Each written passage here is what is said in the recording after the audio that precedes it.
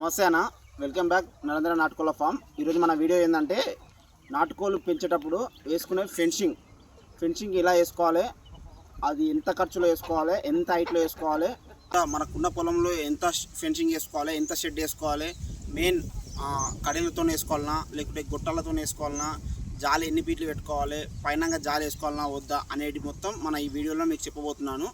ఆ ఫామ్లో నేను ఫెన్సింగ్ వేసుకున్నా, ఎట్లా వేసుకున్నా మీకు చూపిస్తాను వీడియోలో. సో చూడండి.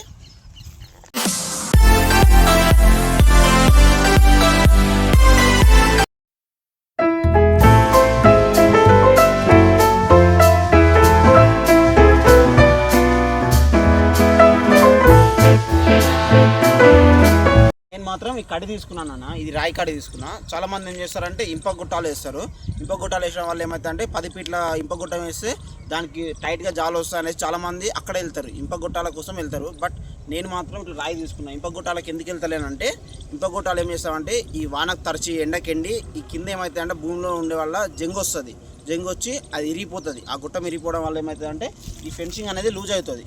అట్లా కాకుండా ఉండాలంటే నేనేం చేసినా అంటే ఈ రాయి కట్టలు వేసుకున్నాను. నాకు 1 ఎకరా ఉంటుంది అన్న మొత్తం కలిసి. ఈ 1 ఎకరాకి వచ్చేసి మొత్తం వచ్చేసి నాకు 130 నుంచి 150 మధ్యలో కడీలు పడ్డాయన్న.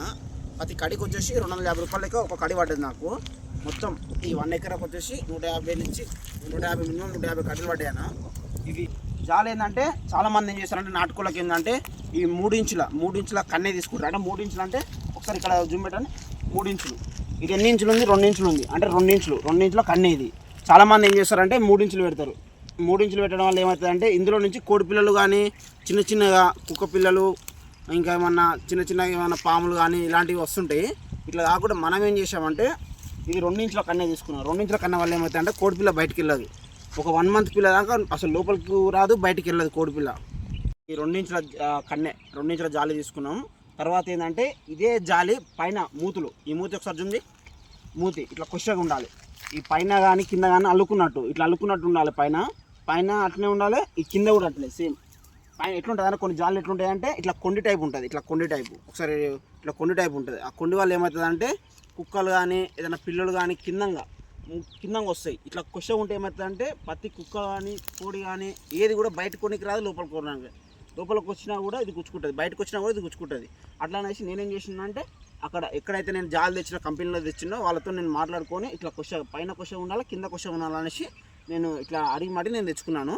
కుక్కలు కానీ పిల్లలు కానీ ఖచ్చితంగా లోపల రానికి రాదు. వచ్చినా సరే కానీ ఇట్లా పైన కింద ఇట్లా కొష ఉండడం వల్ల ఏమవుతుందంటే కుచ్చుకుని వాళ్ళు బయటకు వెళ్ళిపోతాయి. దానివల్ల ఏంటంటే మనకు ఎలాంటిది కూడా కింద బెడ్ పోసే అవసరం ఉండదు. ఫెన్సింగ్కు ఇట్లా ఉండడం వల్ల మనకు స్టాండర్డ్ ఉంటుంది. నేను ఇది కంపెనీలో ఆర్డర్ ఇచ్చినప్పుడు కంపెనీ వాళ్ళతో మాట్లాడుకొని ఇట్లా కొష ఉండాలనేసి చెప్పి మరి నేను తెచ్చుకున్నాను. అక్కడ వాళ్ళకి చెప్తే వాళ్ళు చేస్తారు మనకు. తర్వాత ఏంటంటే మెయిన్ ఇది ఈ ముళ్ళకంప ఏంటంటే చాలామంది ఏం చేస్తారంటే 2 వరుసలు వేపిస్తారు.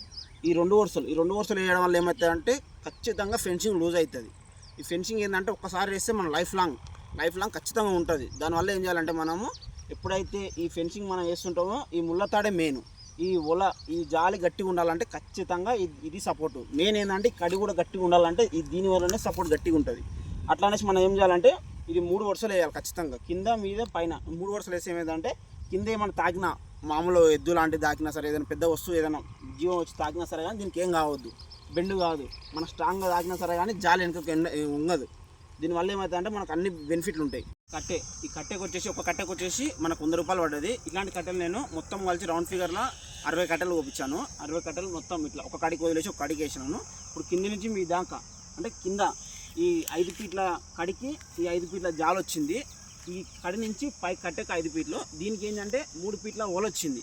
ఈ ఓల ఎక్కడి నుంచి తెచ్చుకోవాలంటే ఈ ఓల ఏంటంటే మనము ఈ క్రికెట్ ఆడే ప్రాక్టీస్ నెట్ ఉంటుంది, అది ఆన్లైన్లో దొరుకుతుంది. ఇది క్రికెట్ ఆడే ప్రాక్టీస్ నెట్. ఈ నెట్ నేను ఆన్లైన్లో బుక్ చేసుకున్నాను. ఒక్క నెట్ వచ్చేసి 100 ఫీట్లు ఇట్లా 15 ఫీట్ల హైట్ ఉంటుంది. దీన్ని ఏం చేశానంటే నేను మధ్యలో కట్ చేసుకున్నాను. ఒక 100 ఫీట్ల బిండని 200 ఫీట్లు మధ్యలో కట్ చేసుకొని ఇట్లా 5 ఫీట్లు వచ్చేంత కట్ చేసుకున్నాను. 5 ఫీట్లు వచ్చేంత కట్ చేసుకొని చుట్టూ నాకు 1 ఎకరాకు వచ్చేసి 5 బిండలు పడ్డాయి. ఈ 5 బిండలకు మొత్తానికి వచ్చేసి నాకు ఒక బిండకు వచ్చేసి 1500 రూపాయలు పడ్డది. ఇట్లా 5 బిండలు పడ్డాయి నాకు మొత్తానికి. కింది నుంచి మీ దానికి వచ్చేసి కింద 5, పైన మీదుగా 3.5 నుంచి 4 దాకా ఉంటుంది. ఇది 8 నుంచి 9, 9.5 దాకా మనకు పైకి అయిపోయింది హైట్. ఇంత హైట్లో ఏంటంటే ఖచ్చితంగా కోడి దుంకదు. అసలు కోడి దుంకే అవకాశం కూడా లేదు. దీనివల్ల ఏంటంటే మనకు తక్కువ ఖర్చులో ఫెన్సింగ్ మనకు అవుతుంది.